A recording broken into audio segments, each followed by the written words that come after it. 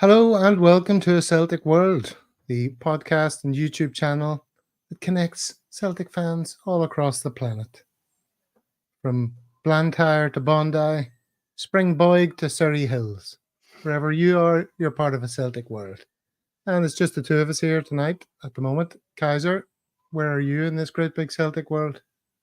Ibrox in the morning, Shadwell crumbling Mordor, Snake Mountain crumbles, loving it. Having a lovely morning. Hope everyone else is having a lovely morning as well. You too, Gav. How are you doing? I'm doing very well, but I'm getting lots of error messages here about whether or not we're going live in all the right places. Yeah, that's my Twitter. It seems to be not wanting to go live. Mine too, though. Oh, has something just happened on Twitter? I'm getting a message saying a premium account on Twitter is required to create live broadcasts. Please upgrade to a premium subscription. Yeah, they want you to have that little blue tick now, maybe, to go live on Twitter. Oh, that is a no bummer. Big deal. No big deal. No big deal at the moment. And it's good to see you, Kaiser. I haven't seen you all summer. How you been keeping? Yeah. How are you dealing with the relentless transfer speculation? I've actually avoided a lot of it. I took time out, relaxed, booked a holiday, done some home maintenance around the house, and some things that needed done, and just basically enjoyed the content coming for this channel. As a Celtic fan, it's impossible to avoid transfer speculation. Very interesting that we've not heard the names of any left backs, considering we've been questing for one for almost 2 years now. But quite happy to avoid the rumour mill and the relentless names that come up, the relentless goalkeepers. Boring, yeah, the relentless deep dives into these players who never seem to materialise. So enjoying the fact that something a bit different has still been available to watch for the Celtic community, which has been here and I've been watching rather than being on and enjoying it. Good man. Well, in keeping with that, we're going to try and provide interesting content again this week. And as we've done a few weeks over the summer, we're talking to a CSC. So today, as you probably know, everyone, from the thumbnail, it's Sydney CSC and it's a big one. So shall we just get on with it, Kaiser? Yeah. Hope everyone enjoys. And we'll be back afterwards, hopefully me, Kaiser and Dano, to discuss it and talk about transfers that have actually happened or are seemingly certain to happen. Okay, here come the boys from Sydney. So welcome along to the Celtic World's latest episode on Celtic supporters clubs around the world. This week we're on the east coast of Australia, in my hometown of Sydney, and we're delighted to be joined by two stalwarts of the Sydney City Celtic Supporters Club. Also joined by my colleague from Celtic World, Paul. Paul, how are you doing? Yeah, good, Steve. Good to be here. All Australian cast for once. It's rare that happens, but it should be a good show. And I'm also joined by Craig and Nick from the Sydney City Celtic Supporters Club. So, Nick, I'll go to you first. Thanks very much for joining us tonight and telling us a bit about the Supporters Club. Maybe we could start with a bit of your own story and then how you got into Celtic and how you came to be in Australia. All right, so thanks for the invite, lads. Good to be here. So, my story is I've done about 14 years now. Came out of Sydney, didn't know anything, didn't know anybody, no job, the backpacker mentality. First thing I did was head to Cheers Bar and join the club and meet the boys. That's when I met the likes of Craig and the kind of committee that's been driving that forward since. So it's been a fast 14 years, right enough, and I've managed to be involved with the club sort of since the start. But the last 8 years, started getting really involved, joined the committee, and that's when we all became really close. And we've had a bit of a journey since then. So it's been good fun. And where are you from in Scotland, Nick? I'm Glasgow. I'm in Springboig. Still say it's back home, that's still the homeland for me. So so try to get a wee trip organised to go back and get a few more games in and that. But I still home after 14 years here. Still like to think that's the hub. All right, cheers. And Craig, yourself, how long have you been in Sydney? I've been here 18 years, Stevie. So I came 2006 permanently, but I'd been here before a couple of times. I actually came here backpacking in 2000, done the year, back home, back for a holiday, eventually made it my home 2006. So much like Nick, as soon as I landed here, it wasn't as easy to watch the games on your laptops and everything back then. So you always had to seek out the club to go and watch the games. So I was quickly in the club, and I've been hanging around it ever since. And you're from Blantyre, I believe. I'm from Blantyre, mate. Costa del Blantyre, as we like to call it. God's place. So, yeah, absolutely, mate. You know, it's not quite as close as Nick to Parkhead, but it's only a few miles across the road there. So I grew up locally, really, to Parkhead. You know what I mean? Going since my teenage years to Celtic Park. So once you come over here, it's the one thing you miss at first. You know, you all know that, and it's the one thing that you as much as you miss the family. You can't say you don't miss the family, but having that sort of Saturday going to the games, I can do that. You can say that, but you're not meant to say it. You know what I mean? So that's what made us seek out the club, just wanting to see the games first of all, and then you get to meet all the people, and it's just goes for there. What was your first Celtic game, Craig? That I attended. First Celtic game I attended was actually a European, wasn't the Champions League back then. It was a European Cup. It was against Werder Bremen at home, 1988. I actually spoke about this game to Paul McStay last year when we were playing golf at the Kano Day. And that was my first game. I was 13. My older brother took us, because my dad was a Hamilton Accies fan, so he wasn't a Celtic fan. So my dad never took us to the games. All my mum's family were all Celtic fans. Obviously, all my school pals, everything like that, was always a Celtic fan. But I was 13 before my older brother was allowed to sort of take me there. And then that was my first game. And then since then, I was sort of regular late 80s through the 90s, through all the bad times. And then I got my first season ticket in 98, and then had that until I came over here in 2006. I was at that game as well, the Werder Bremen game. I was actually at the away leg as well. And I can honestly say it was the coldest I've ever been at a game of football. It was freezing over there in Bremen. I think we got pumped as well. So that was my first experience of the jungle. Although we get beat 1-0, it was still as a 13-year-old, it was an experience. And what about yourself, Nick? What would your first game you attended be? Mine was, I was a toddler, and I still remember, I've not got too many fond memories of the old jungle, but I remember it was a Hibs game. It was a standard league game, and we got bet 2-1. So, welcome to Parkhead, and that's been it since. Obviously, I never had a season ticket too much, and then when the new stadium came on board, we were driven right through it, and that sort of, that laid the foundation for us. And I just remember, we went to school. We had it's actually McGeedy's dad was actually my English teacher in that. So he used to come in for the weddings and give them tickets and everything. They used to flood through our school and stuff for the folk that couldn't get a hold of them. So, it was always accessible, and it was always handy enough. Good wee stories there, All right. So we'll just jump in and talk a bit about the Celtic Supporters Club that you two guys are really heavily involved in. I'm just going to run through a few pictures. First one we've got up here is the club logo. It's probably self-explanatory for us, but Craig, do you want to talk us through what's behind the club logo? Well, the emu and the kangaroo, obviously, it's on the Australian flag. I don't know if it's 100% true, but apparently they're only marsupials that don't go backwards. Is that right? They don't walk backwards, so it's all about moving forward. So that's the reason for those on the logo there. And I think this was just kind of revamped maybe about 10, 12 years ago. I can't remember exactly who done it, because there was a different logo when I first was involved with the club. But I think this looks good. The yellow on the sort of green and white background really stands out. So our flags, we've got a big flag that we put up at games. It looks exactly like that. Looks great. And also we sell smaller ones, if people want to buy them individually. And that's our logo that we put in all our T-shirts and all our merchandise.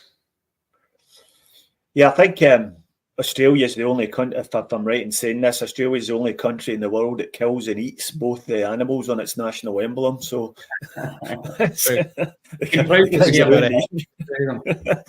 That and the story about going forwards as well. We'll stick with that one. Yeah, they don't take a backward step, but we're not shy to eat them. We just eat them. All right, so this looks like a picture from the early days of the club. So, Nick, do you know any faces in here? Oh, there's a few crackers. I'm on the wee screen at the moment, but I do know a couple of faces. I think, Craig, correct me if I'm wrong, I think that's Phil Dock in that. Is that the old Bhoys club? That's Phil Dock right in the middle with the green T-shirt, the sort of the green V-neck one. It looks as if he's almost got a perm there. I can't see exactly. He looks like he's got an 80s perm. So I think that's in Tempe Bowling Club. So that's where they originally started meeting the guys back in 1982 when they started it. We started doing a bit of digging into this. As you know, Stevie, we had our 40th anniversary a couple of years ago in 2022, and we sort of dug a bit into this information and got some old pictures, got some of the stories of the original members. So I think I can see Phil Dock. I think Billy McCall's in there. I think Jerry Herron possibly. And Terry McKechnie will be there somewhere, and I can see Kevin Gaffney as well. So the boy that's kneeling down the bottom left with a sort of ginger afro there, if we want to call it that, he was the guy that sort of get credited to starting the club, Kevin Gaffney. So he put an advert. I don't know if it was a Celtic View or one of the local football papers over here. He put an advert in one of the papers just saying, any other Celtic fans want to get together and watch Celtic games, talk about Celtic games. So they tell the stories that they used to get VHS tapes sent over back in the day, and they used to all gather round, and watch them 3 weeks later and things like that. So it wasn't as easy as just sitting down watching the games live. They actually had to, really seek out these games. So all credit to them for doing that, and we're just trying to continue that on a bit, And a nice wee cameo appearance by Jerry Adams in the middle there near the front. I had no idea we had such celebrities in the club back in the day. Australia was open back then, wasn't it? The old OTR letters, they could have got in there. His voice was up here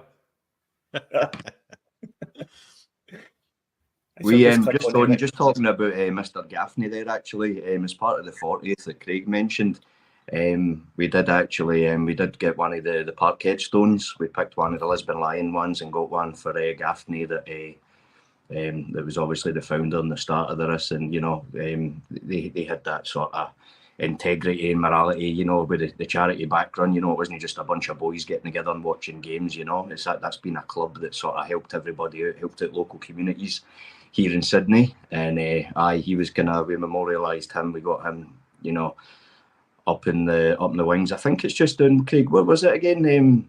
It's just next to the Billy McNeil statue. It's next to the Billy McNeil statue. We've actually, I think we've got a few photos here. I think his daughter actually took a photo when she was recently over, and that was a good. We actually got you can get the replicas as well. We got a replica sent over and gave that to his daughter, so she attended the 40th. So it's good.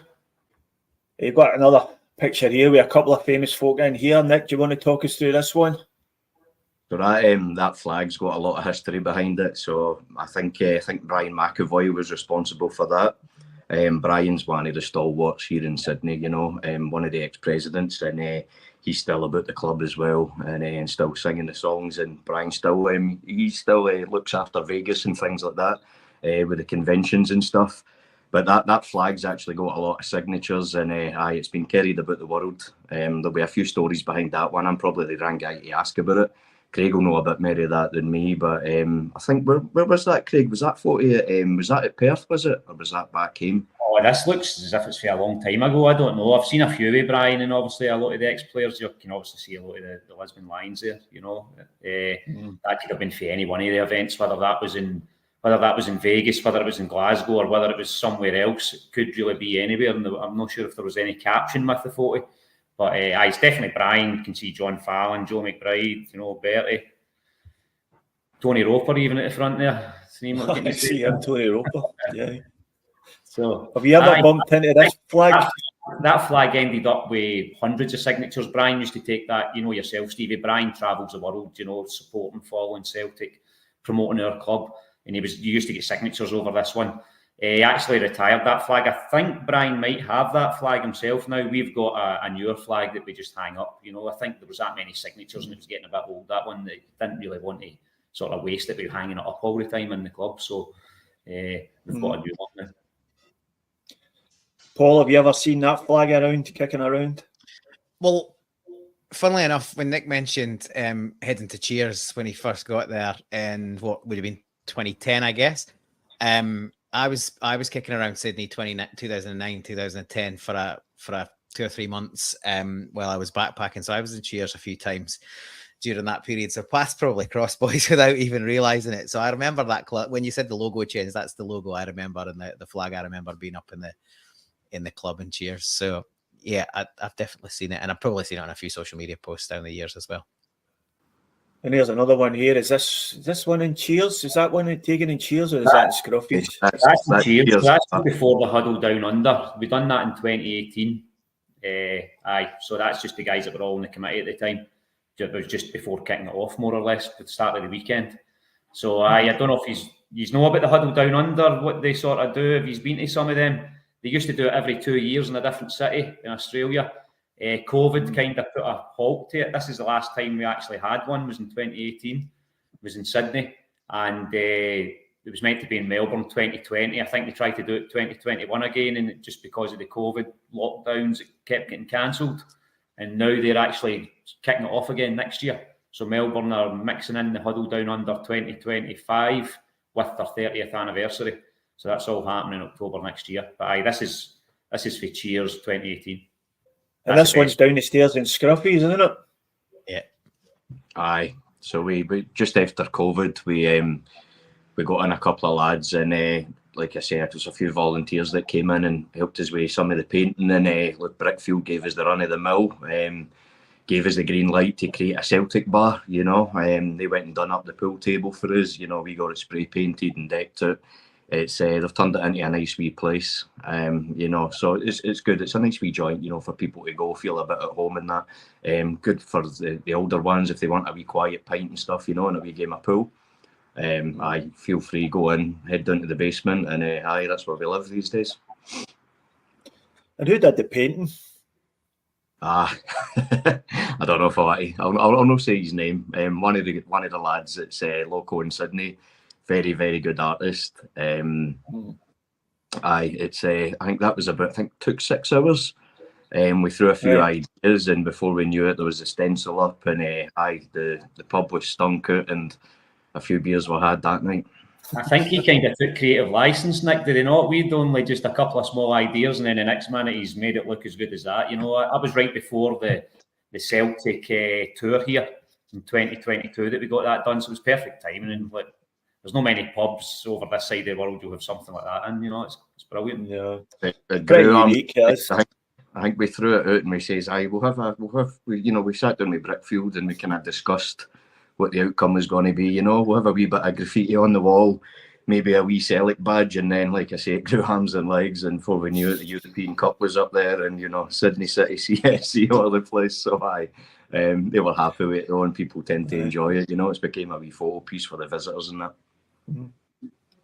I remember seeing it when I was in the club for the Sydney Cup thing, and I remember is there toilets down there as well? I remember sort of stumbling towards getting down the toilet. I had quite a few beers, and then I was like, bloody hell, this is awesome. But yeah, I just wasn't really expecting, because the main bar was obviously the focal point, and then you sort of stumble upon that. So yeah, it looks amazing. Well, what we're going to do now is we're going to show a wee video that we've put together with some of the club highlights on it. Me by surprise, take me to your paradise. I want to see the jungle. Na na na na na na na na na na na na.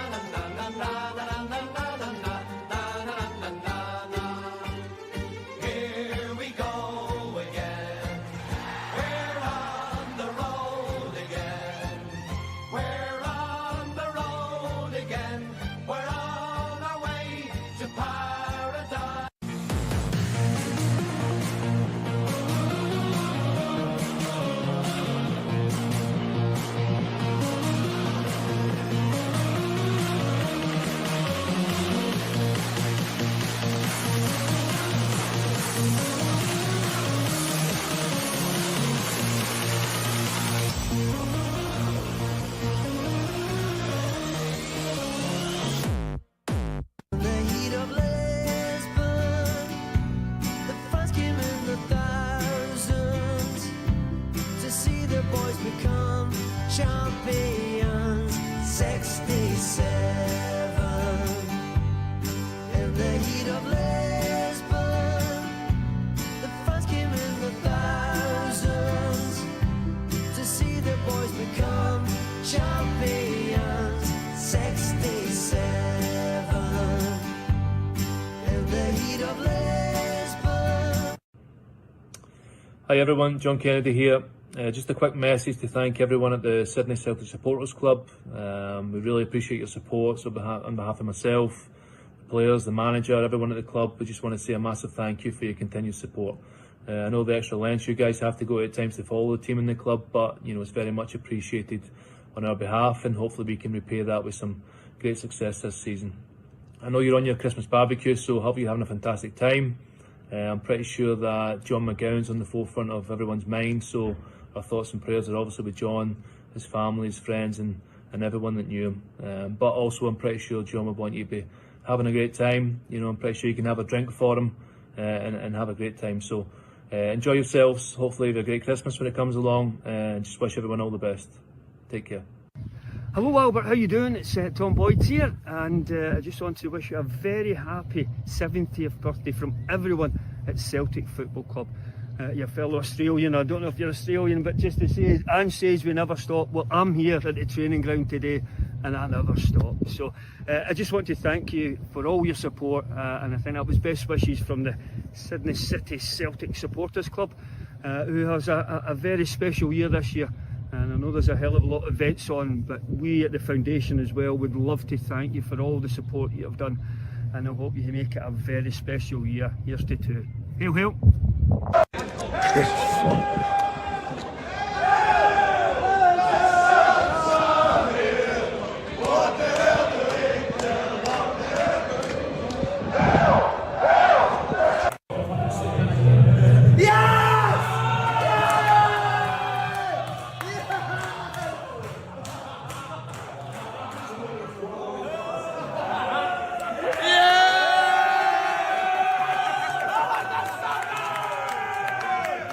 Yeah, that was good.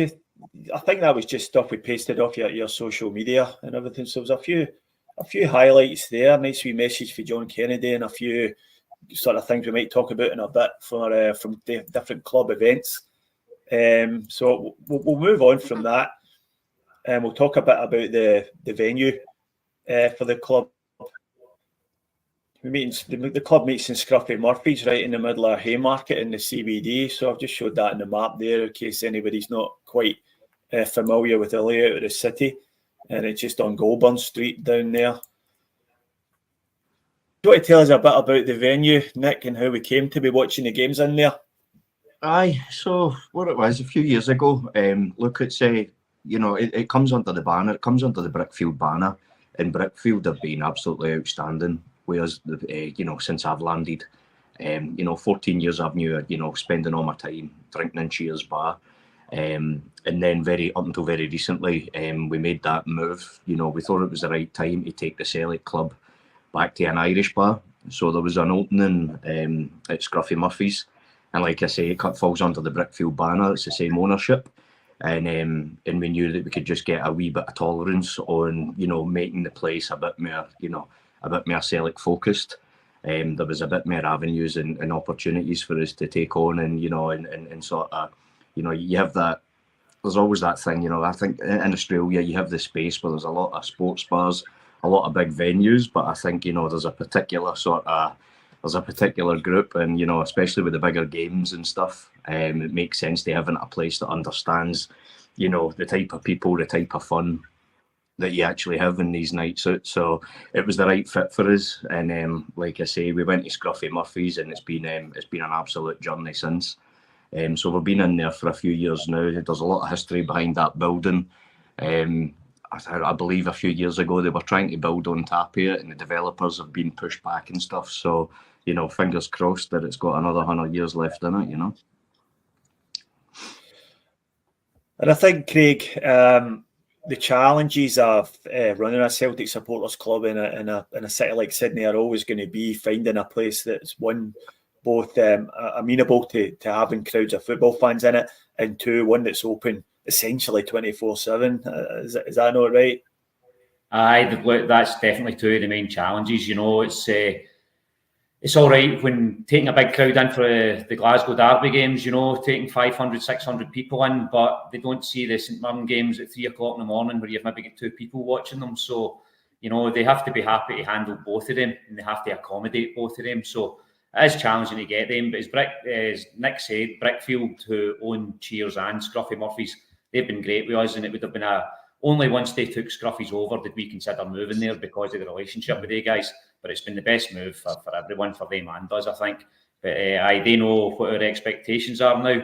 Just with the availability of games online and with the availability of Scruffy's being open, we actually show every game live. So any Celtic game is on live. Doesn't matter if it's on TV back home, if the Celtic game's on anywhere, all the pre-season friendlies, all the league games, all the European games, everything through the year, you get to see it in Scruffy's. So we've been lucky that way, because I know a lot of other places don't have it. Although sometimes having every game on presents more challenges, where anybody can turn up at any time rather than focusing on 1 or 2 games through the month, where it used to be like, you know, when I first got here.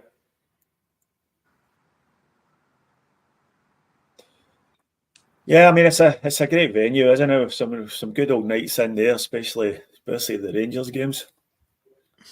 Aye, it definitely goes off. You get some music in before the games, and you can feel it. Feel the buzz, you know, before it starts. And it's plenty of good nights to be had in there, and everybody certainly gets into it. You never come out there dry after a derby match. There's plenty of beers getting through about and everything like that. Especially the way we've been pumping them every day. You know what I mean? Every game we play them recently. So I think that's why we retired that flag, was just to make sure that none of these fucking signatures starting to run on it, you know.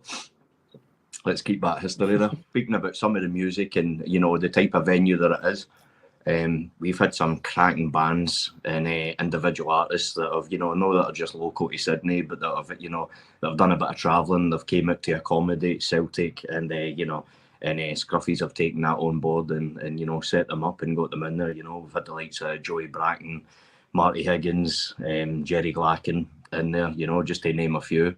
We've had some fantastic nights, you know, and they seem to enjoy the sort of the basement acoustics as well. So you know, when they come, you know, there's 3 levels to choose for, but the basement's the number 1 spot for us. Right, so just talk about some of the events that go on in the Sydney Celtic Supporters Club. Let's put this picture up here. This was the huddle outside the Opera House. Do you want to tell us a bit about this, Craig? Aye, so this is for 2011 when Celtic came and done the tour. They done Sydney, Melbourne, and Perth that time. So Sydney was the first game. We just took a big crowd. There must have been a few hundred days all went down there. This was the day of the game. So this is a Saturday afternoon some point. And we all just went down there, had a good sing-song for a while, and made ourselves be heard and be known, letting everybody know the Celts were in town. So it was good. Can you remember how bad the game was, though, in Sydney? We played the Central Coast Mariners.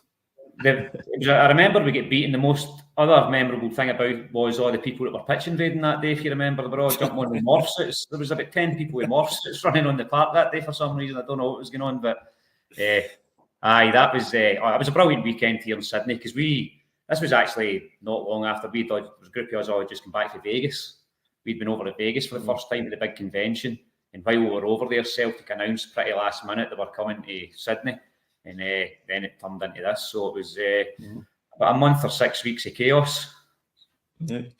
And a few stories about players and ex-managers maybe getting up to no good in certain Sydney nightclubs. I'm not sure about getting up to no good, but there's a few stories. You know, there was I won't say too much, but Neil Lennon and a few of the players came in the Friday night, and I don't think they were expecting the place to be as busy as it was. That was one of the things. And then there was a couple of the coaching staff, and one of the main players at the time had a nightcap and cheers after the game. So that's as much as I'll say about that. Yeah, we'll leave that for now. Again, this was a programme of events we had for the Sydney Super Cup. Was that 2022, was it? was 2022. Aye, so like this 2022 was a massive year for the club because just before they announced the Super Cup and that Celtic were coming here, we had just organised everything for our 40th anniversary. So we had organised that for October. I think it was October the 22nd or something, and then Celtic announced. We'd paid all the deposits. We'd basically just paid out about 50 grand. So we couldn't turn back. And then Celtic announced they were coming. So put a bit of spanner in the works because there was meant to be about 50, 60 people coming for Perth at the time. And obviously that changed because they were all coming back to see Celtic rather than just come over for our weekend. But so we went for having the 40th into this. So me, Nick and the rest of the committee boys were just sort of full on. It was like a full-time job for a few months, doing all the running events for the 40th weekend, organising that, and then with Celtic coming here, we knew the place was going to be full. So we tried to have something on. Like Nick was just talking about the different music and stuff like that. We had something on every day. We had barbecues, we had music. Can't even remember what else we'd done. There was that much at the time. It was that's why it's been sort of kind of nice to have a relaxing year since then, because 2022 was full on. Brilliant, but it was full on. And Nick, what was your favourite memory from the Super Cup weekend? Oh, there was a lot. Probably can't remember half of them, but I think it was kind of like that. It's one of those weekends, wasn't it? It was heavy, and look, and I think the boys in the committee and that, and all the helpers, the subcommittees, you know, like Craig says, they threw a spanner in the works. We had everything set up for the 40th and thought, you know, all the work was focused on that, and then our lives got changed quite dramatically. You know, I think, you know, this kind of sort of part-time thing that we do, we could keep the club ticking over, turned into a full-time job, and you know, there was a lot more risk around that. You know, before we knew it, we were sitting down and having meetings with official Adidas and JIDs and stuff like that, you know, player engagement, managers coming over, players coming over.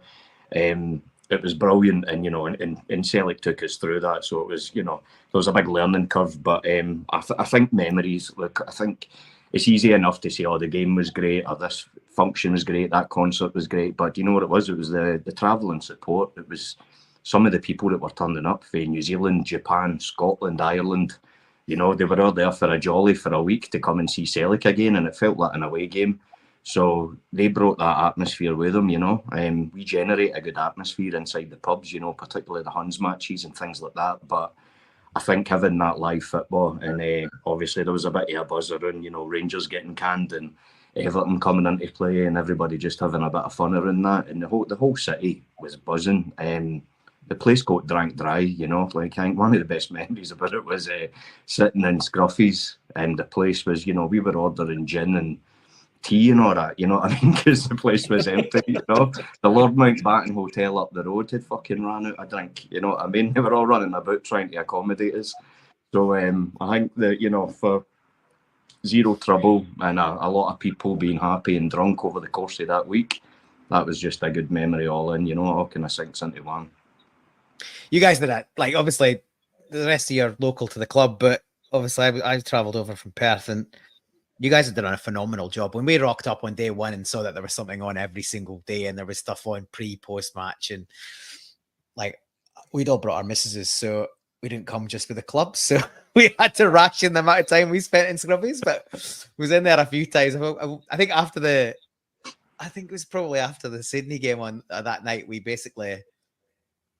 I went back to check my missus was all right. She was asleep. I went back out and met some boys from Perth in Scruffies. I was in there till 3 or 4 in the morning. So, but yeah, you're absolutely spot on. The best bit was, like, so we were sort of dipping in and out because we were trying to balance keeping relationships intact. But yeah, just the buzz in Sydney for that full period. I think we arrived on the Thursday and left on the Monday, and it was just brilliant. Like, the shirts were everywhere. As you say, the atmosphere was great. There wasn't, you know, obviously not a spot of trouble, which I don't know what they were thinking of bringing the other lot out, because that would have been a different experience entirely. So it was probably for the best for everyone that they took the huff as being a sideshow, because that's what they would have been. And yeah, it was just a brilliant trip, especially on the back of obviously what we'd gone through in terms of, obviously, COVID didn't impact Australia quite as much as other parts of the world, but to get back in sort of football stadiums and watch live football. For us, we wouldn't have seen them very much, and obviously for people to get on planes and come from all over, it was just a really good experience. Yeah, I mean, you're right what you're saying there, Paul. How mental would that have been if the Hunts had been around? I mean, that would have just have been absolutely crazy. But the amount of Celtic fans that arrived in the city for that, for multiple days, all over the place, there'd have been all sorts going on. Even just the when the tickets went on sale, because the first thing we did was me and some mates just bought tickets for ourselves. We didn't organise it through the club. As you were saying, Steve, earlier, sort of dipping in and out of the club. But I remember going online and going, Jesus Christ, that most of these tickets are just mixed areas. There's only like a couple of fan zones. It's like the rest is just unsegregated. I was like, have they got any idea what they're dealing with? But they didn't have.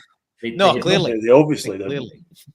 We actually get approached by quite a few different independent people just asking us our thoughts on the full scenario, and we just told them bluntly the game would probably be okay. They'd be able to police that. Around Sydney that week would be horrible, you know. Yeah, public transport to the game and stuff. Just unfortunately, they just can't. The only way to get out to the stadium at Homebush is by train, really, unless you get a taxi or something. There was only one queue and one train going out there, which would have been full of Celtic and Rangers fans. So that would have been absolutely bonkers. I don't know if you remember, Stevie, there was the last time they were here in Sydney in 2010, there was a riot down the Rocks. With a riot here. I've not Sydney seen a riot in 100 years or something, then the Huns came to town, and there you go.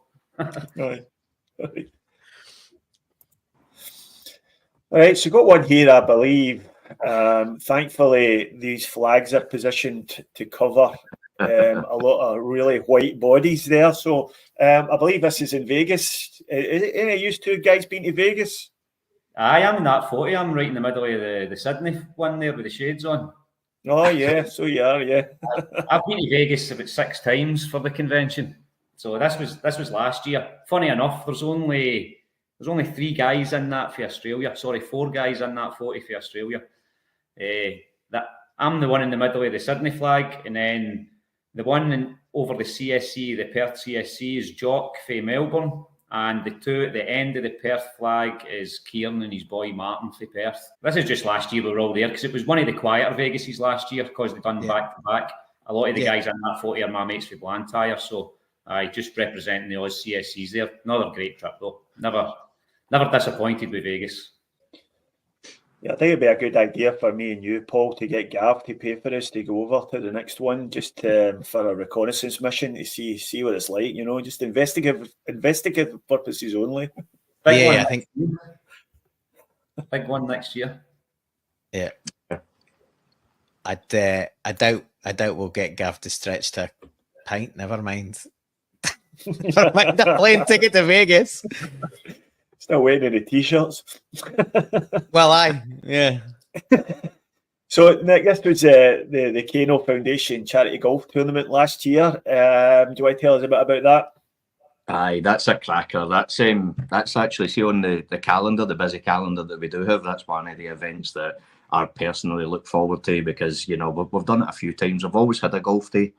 And you know, since we joined up with the Kano Foundation, in that sense, it's got bigger and it's got better, and it's been brilliant. So what we done was, you know, we thrown it out. Like we had a wee discussion with Paul McStay, and he was keen to get involved and come and help us out and play. So we thrown it out there to the members if they wanted to come and have a game, and we kept Paul's attendance as a wee surprise. So we went through the Kano and you know, we set everything up. It's just in East Lakes. It's not that far from me. The actual course itself in the eastern suburbs. It's a great course. But we kept it quiet, and Paul showed up, and we've had a couple of jollies out, playing golf with that. And like I say, it's one of the best days, isn't it, Craig? You can't really sort of put down. You know, it's like it's not for golfers. You know, it is for golfers, but you don't need to be a golfer to enjoy it. You know, definitely me and Nick are two of the more just social golfers, let's say, rather than professional golfers. Hackers, I think, is how we used to refer to them. We don't even hack. We just kind of go along. We just join in with the good fun, mate, you know, so play a couple of holes. But there's always, we've done, so the Kano World Golf Days ran for the last 2 years, 2022 and 2023. We've supported it. We've actually started it those 2 years just because of our position in the world. We've started it. I think there's somewhere in Christchurch possibly having one this year that might start before us. But again, we're having 2024, we're having it on September the 13th as this year. So that will just start to pump that out and try to get, you know, as many people to attend it as well. So I think last year we managed to raise $7,000 for the Kano just on that golf day. So, you know, that's a good amount for one day, you know. Just on that, and when you look at the outgoings and stuff, you know, to get those things booked and that, you know, there's a bit of work in the background to do that. You know, you get 35 guys out playing, ready to tee off it, you know, and you know, shotgun starts and whatever, and trying to get everybody off the mark. There's a fair bit of planning in that. So we've had like guys in the committee, Colin Strachan, you know, Danny Colley. We've had a few of the lads that, you know, go and take that on board and help us set that up. And it's brilliant. And then you see somebody like, you know, you get some ex-players showing up, and you know, you've got some of the lads hanging off the buggies, drinking bottles of whiskey and that at 9 a.m. It's a surreal experience, to say the least, you know. Especially last year. Last year was a good one. I think somebody got knocked down as well, didn't they? Somebody got smacked by a buggy. So what's going to happen in it? Just before the round started, it started pissing the rain, so everybody was hiding in their buggy drinking for the first hour, you know, so then everybody kind of appeared pissed. I mean, 9:30 a.m, you've still got 18 holes to play, so it was a good day. It was a long day, but it was a good day. And a great cause as well, the Kano Foundation, obviously named after, is it Martin Kane from Perth, wasn't he, Paul? Yeah, it was, yeah. And I was lucky enough to meet Kano actually in person, sadly after his illness, but before he passed, obviously. And they still do a ton of work here for the Kano Foundation. Two of the guys, Remy, who was his really good mate, who I also met when I was backpacking in 2009, came through Perth the first time, met those guys. And Remy and another guy from the club have just been up to base camp in Everest, raising a bunch of money for the foundation. So, yeah, it's a fantastic cause. And that was Paul Kane, wasn't it? Oh, he was Paul's brother? Yeah, Martin Scully. Yeah, that's right. You're spot on. So yeah, they did a fantastic job, and obviously all of that came out of another social media thing, which was Celtic Quick News back in the day. From memory, I remember being involved. Well, not involved, just posting on that forum and that sort of seeing that come to life online back then, which was pretty amazing. And to think it's, you know, what it's achieved and done since is, you know, it's a really good legacy that's been built. What they've turned it into is amazing. You know, the amount of kids that they've turned into Celtic fans. There might be kids in Glasgow and Scotland that are sort of not too fussed one way or the other. They're taking them to the games. They're not just taking them to the games. They're feeding them. They're buying them merchandise. You know, they're giving them the full game experience. So it really is amazing what they do. And not just through the golf day, we've actually tried to support them quite a lot over the last few years, like their 40th and everything like that. So it's definitely a charity that's close to our hearts, as well as all the CSCs, I think, in Australia, just exactly for the reason you've said, Paul, you know, just the way it started and everything. Yeah, spot on. And a charity, I think the club itself, the Celtic themselves, could do more to help. I don't think they've been as accommodating as they could be with some requests for tickets and stuff like that, but we might leave that one for another day. And obviously, you guys we've got the annual Harbour Cruise, which is I can say from experience is an absolutely cracking day out. Nick, do you want to tell us a bit about that? It's a nice boat, isn't it? see the amount of disappointed faces that we get that show up. That's certainly not it. Anyone that doesn't live in Australia is not going to appreciate this quite as much as we do. But yeah, if you hire a boat like a river cruise, they never look like that, do they, boys? Eating is a bit lower than you would expect. Look, there's no airs and graces about it. You know, I mean, we've used the same company for years, Rossman Ferries, and you know they put up with a lot of shite. You know, it's hard to get 100 screaming Sellick fans, you know, a bit excited with the drink, and you know, it's a full blown party, and you're sailing underneath the harbour bridge, you're looking at the Opera House, and you've got the tunes on in the background, and the beer's flowing, there's Buckfast, there's everything. It's one of the things you need to experience it. You can't really tell too many stories about it, but it's one of the things. But it's not a Conor McGregor type yacht that we're on, you know what I mean? It's that's my favourite part. See the look of disappointment when the fucking tugboat pulls up. It's fantastic, man. Sometimes it's good when you see people coming dressed formally. I've seen some females turn up in some nice dresses and things like that, and then the change in expression when the boat chugs in there it's very para-handy, isn't it? It's you can always tell a new face. That's exactly what it is. And then Ollie's coming off the boat. It's always an experience for the people in Darwin Harbour. I think when we come off the boat at the end of the cruise, everybody comes off jovial, singing, and they'll stand at Darwin Harbour singing for about 10-15 minutes just all Sellick songs, and you just see the amount of people walking past, like, what is going on here? So, I mine became off the boat one year, and I turned round, and there was about 6 lads. They had somebody, a newlywed, on their shoulders running away with the bride. It's one of the days, man. You don't know what's going to happen. You can't beat it. Yeah. And I think you can see exactly the reason for that there. It's $20 if you're a member of the club for unlimited beer and cider for 4 hours, so you can drink a lot of beer in 4 hours.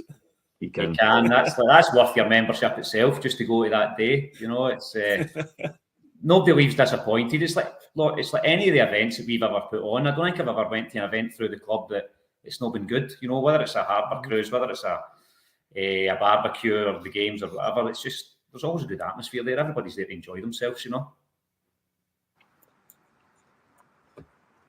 And yeah, obviously we've also got the annual food drive. Craig, do you want to tell us a bit about this and maybe some of the charities that benefit from this? Aye, so the food drives we obviously try to keep locally. Nick and some of the younger mob are sort of been pushing this over the last couple of years, tying in a lot to do with the Green Brigade and the food drives at Celtic have and everything like that. We started doing it a couple of years ago, but I think it was like women's shelters and Will to Live is a local sort of homeless charity that we give to, and the other one was we done the Oz Harvest as well. One of the years, yeah. That's just normally the weekend before Christmas or 2 weekends before Christmas. We'll just have a day with meeting scruffies and just say, right, bring food, whatever you can, just donate, and we'll take it around to the local charities. So that's been going a couple of years, and again, that's something. Hopefully, it's getting bigger and bigger because we're finding. You see, there's one of the football teams, Phoenix. They partnered with us the last time, and that sort of had one of the local football teams also in Coogee CrossFit. So we had different places where people could drop off food, whether it was over in the eastern suburbs, whether it was in the city. Just made it easier for people to get involved and just made it bigger, really. So I can't remember the exact totals the last couple of years, but it's been some impressive totals.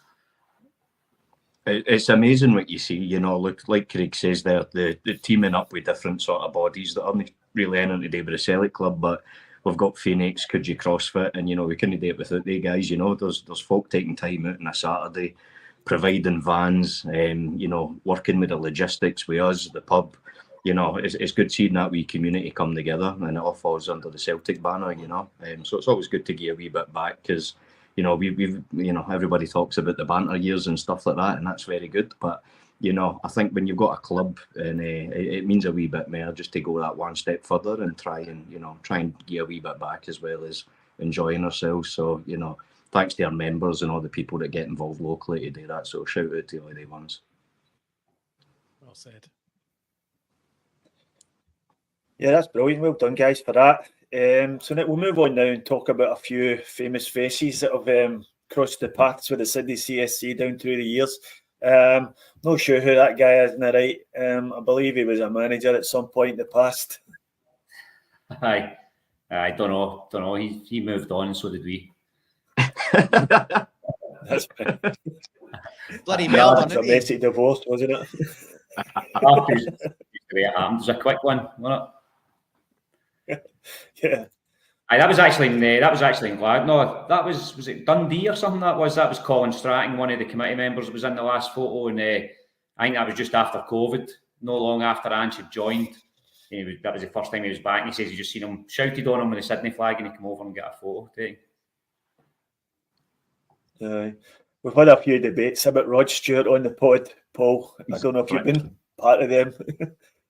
He's not my favourite person, but never mind. He's a polarising figure, definitely, but there we go. Yeah. I don't think his love for Celtic's in any debate, though, to be honest, regardless of what you think about him and his personal politics. But like this 40 years, like, I could talk about this 40 all day. This is one of the most surreal moments I've ever had in Cheers. So this is 2017 or 2018 New Year game. The New Year game that year was Hogmanay back home, so it was over midnight here in Sydney. First half was 2017, second half was 2018. So at half time, I'm standing, all the windows are open in Cheers, like mobbed as usual, trying to get a breath half time. I think it was 0-0. And somebody just said to me, there's Tom Rogic outside. He was injured at the time. So this is about 6 months after he scored the treble winning goal against Aberdeen in the cup final. He was injured at the time. We didn't know he was back in Sydney, but somebody said, that's Tom Rogic. And I'm like, aye, right. Looked out. It's fucking Tom Rogic. So we waited 5 minutes. Waited 5 minutes and he's not appeared in. And we're like, what's happening? So we went to the door and we spoke to one of the bouncers. Where'd Tom Rogic go? It's just a big Islander guy. He's like, who the fuck's Tom Rogic? You know what I mean? That big guy, black jumper, black hair. He says, I told him we were full and I told him to get down to Scruffy's. So he just sent him away. So we went chasing after him, couldn't find him. Eventually, 10 minutes later, he must have got word and he come back up. But he came in, I think he was in for about 15 minutes. The poor guy got hounded, there was actually I don't know if you can see me in here, but there's a famous photo my dad's seen, and I was the only one watching the game. Everybody's around Tom, all huddling with Tom, and I was watching the game because it was still 0-0, still a lot to do. So it was just a random, because he was a massive player for us at that time, and just to turn up the way he did at Cheers was funny, it was brilliant. That was a great night. And if you look at the very top right of that photograph, you might see a familiar face. I think I can see you there, mate.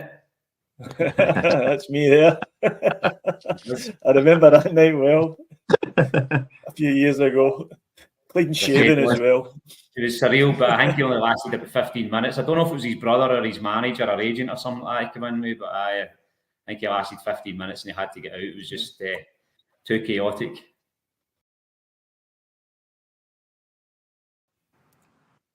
And then we've got Scott McDonald. Skippy, he's again another player that's got a bit of a funny status within the Celtic support, isn't he? He's scored some massive goals for us, and obviously he's remembered for that one bad game back when.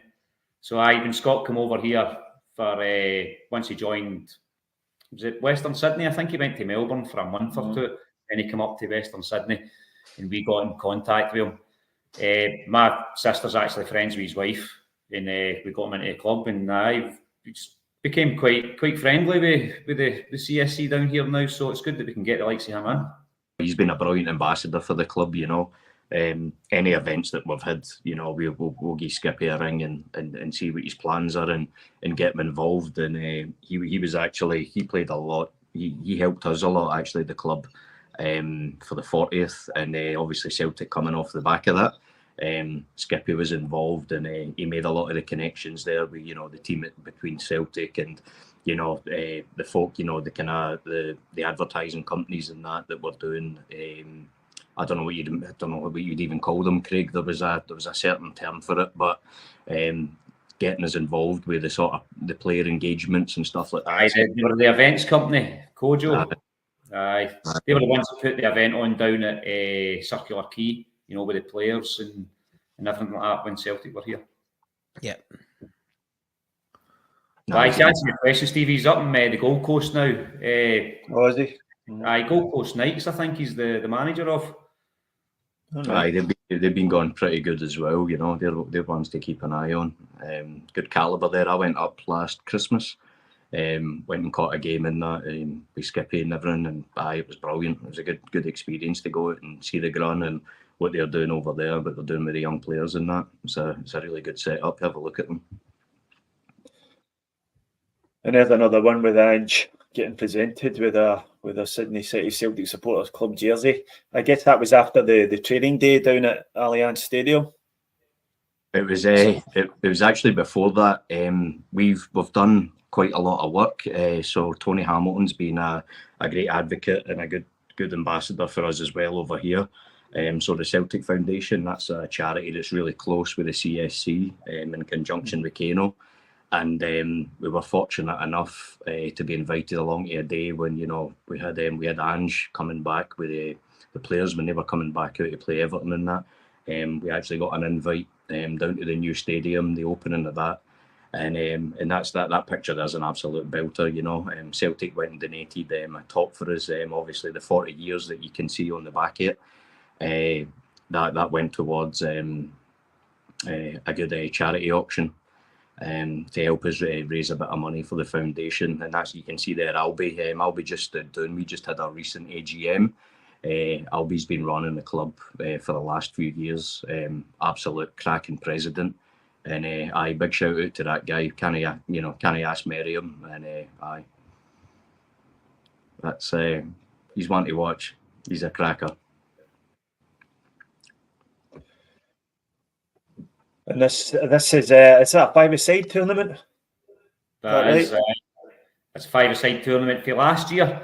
That's one that the boys won. So that was down at Cronulla. Was it that 5 Sports place down there? It was run by the Man United Supporters Club, I believe. And that was our days of playing in names maybe a few years ago. A lot of years ago. The English teams weren't too disappointed. We only went in as the only Scottish team there, and they beasted every one of the games. It was brilliant. It was an absolute cracking day, and Paul went and came and made an appearance, so that was very nice of him. And this one here's from the 40th anniversary dance? It is. That's for the dinner dance. 3 legends. But again, we keep saying it, like Willie Wallace even, you know, we've got kind of friendly with Willie over the years. I think the first time we met him was possibly 2018 when he came down for the Huddle Down Under. And then we've partly with the Perth Club, we took him to Vegas in 2019. We sort of halved that cost. And we've had him down here a couple of times with his wife and that. So it's great to have these guys to sort of, to become accessible to them and have conversations with them. I'm not saying that you're mates, but you can talk to them like you're their mates. They're just really approachable guys. Tomo there, how good was Tomo when he was here, Nick? He was brilliant. We flew him over for that 40th. He spent a week with us, and it was just a time for everybody to get involved in everything, and he just had a great week as well. So he was enjoying it as much as all the punters. So that was really good to see. And that's the incredible thing about Sydney. I think you get guys like Willie Wallace come down. You've got 18, 19-year-olds coming over from Scotland, fresh off the boat in Sydney, and they're shoulder to shoulder with a Lisbon Lion, and they've not had that experience back home, but they can get it here. And these guys know that, and the time that they spend with them is unbelievable. You can't ask any more of them, and we don't, but it's in their nature. And like Craig says, like the Tomo, Skippy, McStay, we could write them off a few more, but the time that they gave people, everybody kind of walks away on cloud 9. It's something that you can't buy. And one of the first couple of years I was here, I went to a thing down in the old Paddy Maguire's when the club used to meet down there, and Charlie and the boys were playing, and Bertie Auld was there with the European Cup. And I have to admit, that was a surreal experience, getting your picture taken with Bertie Auld in the European Cup, watching Charlie and the boys in Sydney. Yeah, I don't know if we were there at the time. I just missed it. I just arrived 2 months after this, but Billy McNeil and Jim Kerr were in Paddy Maguire's as well. They've just been in Sydney and just randomly turned up. So that's what happens when people in Sydney. I believe Kevin Bridges has been in as well. I think he looks at the club. I've never met him here, but I believe he's been in the club a couple of times after his gigs here in Sydney as well. And there's loads of them. Loads of people look up the Celtic club. Guys, I think we've kind of ran over time a bit there. That was excellent. That was great fun talking about that stuff. I hope you guys enjoyed it as well. So just to reiterate, anybody who arrives in Sydney, where are they heading for? What's the address of the pub to watch your games? So it's Scruffy Murphy's. Is it 50 Goulburn Street, or it's Goulburn Street anyway? And that's right. 5 minutes walk for Central, 5 minutes walk for Town Hall, right in the middle of the city centre, more or less. Easy to find. you'll hear us for probably about 1 kilometre, 2 kilometres away. There's a sort of big game on. But I just get in, every game's on. Obviously, the Glasgow derbies, the cup finals, those sort of games are much bigger and sometimes can only be members only, or there might be a cover charge. But just get in touch, and we always make space for inter-city guests, interstate guests, or even international guests if they're here. So just contact us through Instagram, Facebook. They're the two main social media pages that we get. And that's it. All right, so thanks very much, Nick, for coming on, and thanks very much, Craig, and thanks very much, Paul, for joining me tonight. And all the best, lads, and here's for another successful season for the Sydney CSC. Cheers. Awesome. Thanks for having us. And we're back in the room. And so is Dano. All right, Dano, how's it going? Good, man. Good. Glad to be on. It's been kind of a summer of absence, I guess. Kaiser was here initially, and he disappeared during the recording there when we were watching that. So Classic Kaiser. Replaced him. Classic So Kaiser. 420 somewhere. Well done, lads. Your CSC looks class. Doing our club proud. It does look like a brilliant CSC, doesn't it? I mean, yeah, the people that have showed up there over the years, and just they definitely have, put a stake down on the map. People know where they're at. People show up. Hey, Sydney CSC, they definitely made a brand for themselves. It's amazing. Certainly have. So thank you very much to the lads for that. I can see the guys in chat enjoyed it a great deal. Nice cat, says Monty. Dano. Yeah. What a beautiful cat he is. He's just a beautiful cat. That's right. All right. So we're over the hour already. So do you want to talk about the summer or transfers or anything like that? I mean, we've made a policy here of not talking about stuff that may or may not happen. Yeah. So you feeling good about the goalkeeper situ? Yeah. I like the Kasper Schmeichel acquisition, and I especially like this Finnish understudy we've acquired. Mm-hmm. I'm not sure if it's Kasper or Peter Schmeichel who's his personal hero, but either way, Kasper. I mean, what a brilliant kid to sign and have him, studying under, an amazing goalkeeper who's still an incredible keeper on the international stage and can very much play. So I think it's a great signing. I mean, price is obviously right. So I mean, we get both of those keepers for what, like £1 million?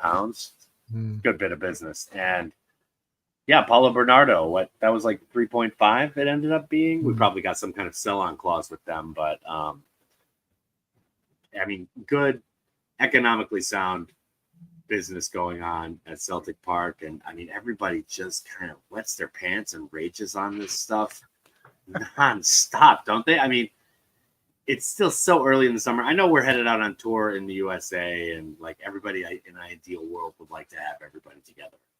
But I like how the lid is kind of shut. There's not a lot of wind coming out of the trap or like leaks from the front office and getting you don't hear more much paranoid until than they things are. happen.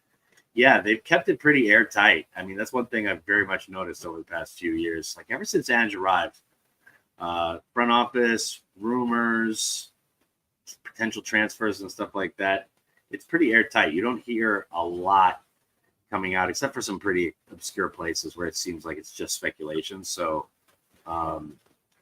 it seems like it's good. They're running a tight ship. I mean, all the other speculation about it seems like O'Reilly's off to somewhere this summer, and I think that's another good bit of business. No surprise. Fantastic.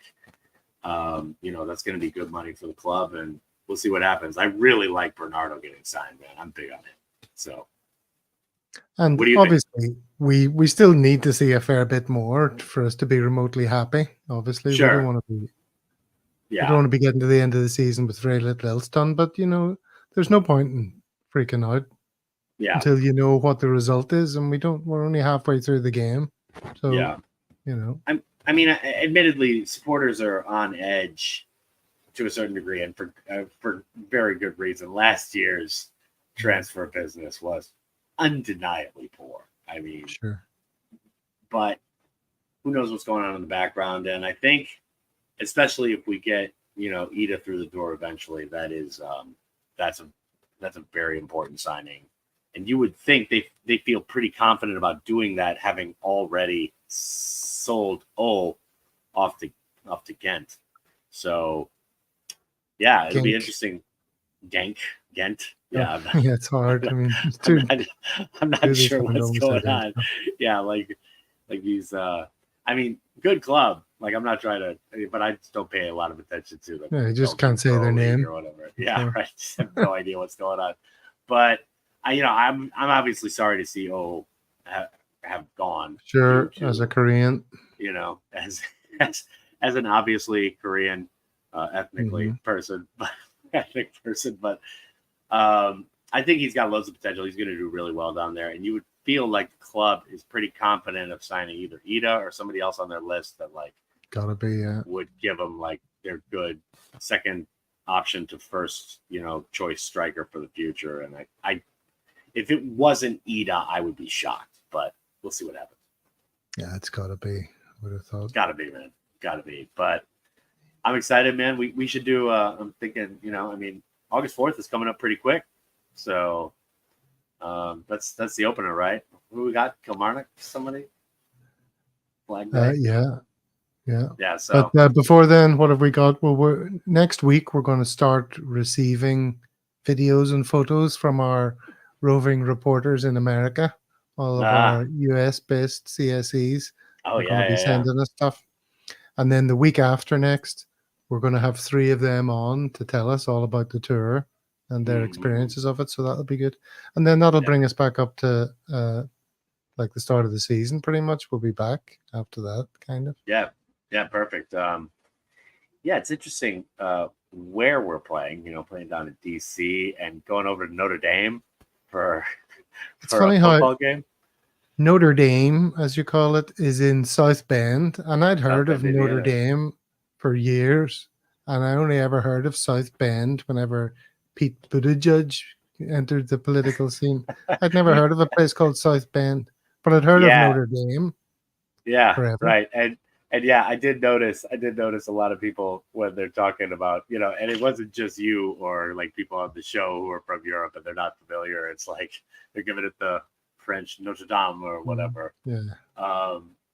But yeah, those 2 places are synonymous. And yeah, I mean, it's a classic venue to be playing at. I mean, it's probably one of the most storied football stadiums. I mean, American football, obviously, stadiums in America. So, and it's like, every kid that grew up in the Midwest, especially Catholic and Irish, loved Notre Dame growing up, watching football on Saturday afternoons. So this is kind of my early sporting fan life and later sporting fan life kind of come together. So brilliant choice of venues, man. It's going to be great. Can't wait to see what everybody else has. Another thing that has happened today is that just when we started going live here, now you have to pay for Twitter Premium if you want to stream on Twitter. Suddenly, that's news. So that's another thing we have to spend money on. That and StreamYard.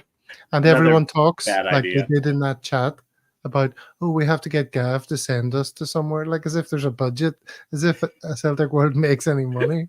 Right. Yeah, Celtic World costs money. It costs me money to do and time. It costs everyone time.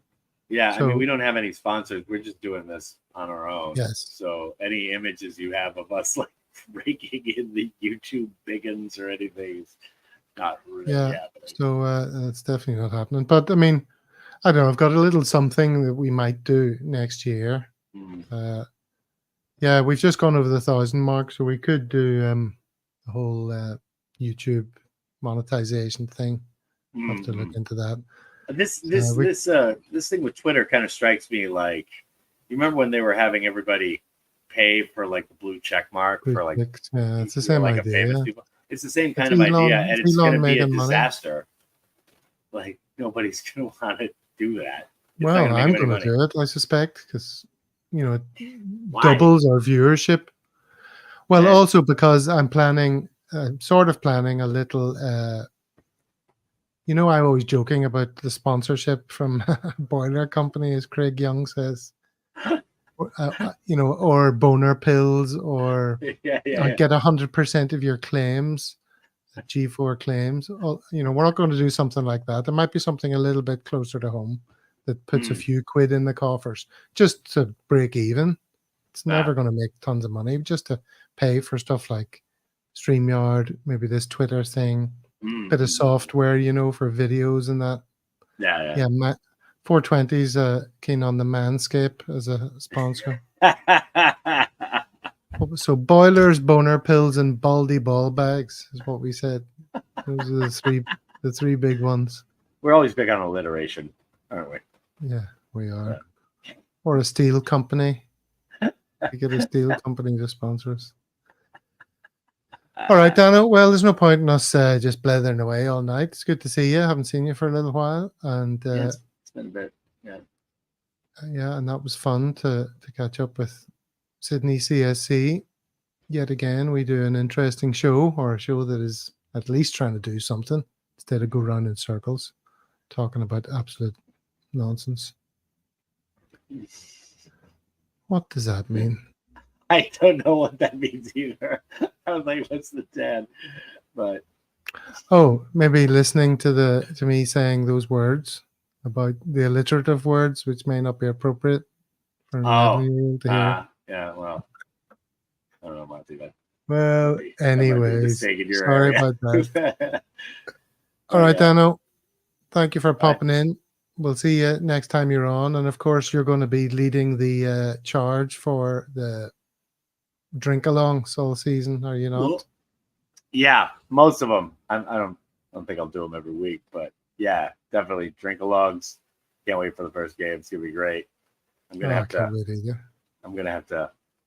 I think I need to get Kaiser's actual phone number just to be able to like make his phone ring before our drink alongs. But it was so fun to do it towards the end of last year. We got to keep it going. So have a good one, 420. Have a good one, everyone else. See you next week for another thrilling show. Hail, hail.